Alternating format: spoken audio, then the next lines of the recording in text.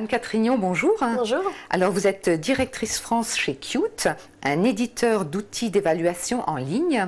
Alors on va parler aujourd'hui d'une nouvelle génération de tests, un nouveau type de tests, les tests adaptatifs. Pouvez-vous nous en dire un petit peu plus ? D'accord.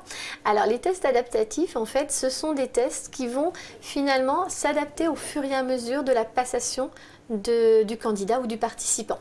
Donc en fait, le candidat c'est entièrement sur mesure, mais de manière automatisée.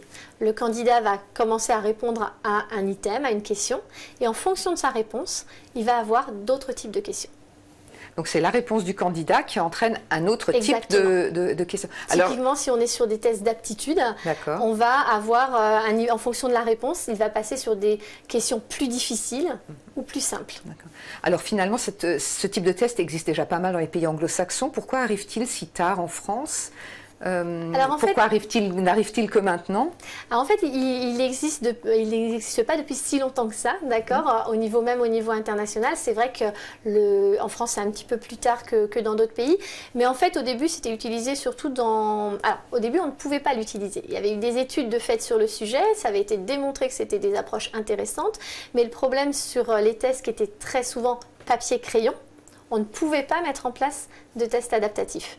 Donc c'est vraiment le passage à l'informatique, finalement au test informatisé, et puis surtout la reconstruction de tests en utilisant les technologies web qui ont permis de développer ces tests adaptatifs. Alors, quels sont un peu leurs avantages? On l'a un peu dit, ils ont une capacité d'analyse plus fine, hein, c'est ça que les tests classiques? En fait, les tests classiques, on se rend compte que souvent, si par exemple on teste un candidat qui est vraiment au-dessus de la moyenne, il risque dans un test classique de s'ennuyer, de devenir moins attentif et de faire des erreurs d'inattention. Inversement, si on teste quelqu'un qui est plutôt plus faible que la moyenne, lui risque de se démotiver et d'arrêter le test. Donc l'idée avec le test adaptatif, c'est finalement de maintenir la concentration et la motivation de tout candidat à n'importe quel moment dans le test, tout au long du test. Et en plus, le fait d'être adaptatif permet de réduire énormément le temps de passation du test. Donc finalement, le candidat va devoir être plus concentré, mais pendant moins longtemps. Et on va pouvoir avoir des précisions sur l'habileté du candidat beaucoup plus fines. Alors, malgré tous ces gages de sécurité qu'offrent ces tests adaptatifs, vous arrive-t-il quand même de passer à côté d'un excellent profil, d'un très bon candidat ? Alors forcément, parce qu'on est dès qu'on est sur les tests psychométriques, adaptatifs, non adaptatifs, on va être sur un travail statistique, d'accord. Donc après, on est tous humains et on peut un jour commencer un test et être en mauvaise santé ce jour-là, par exemple, et passer à côté du test. Donc ça, c'est toujours possible.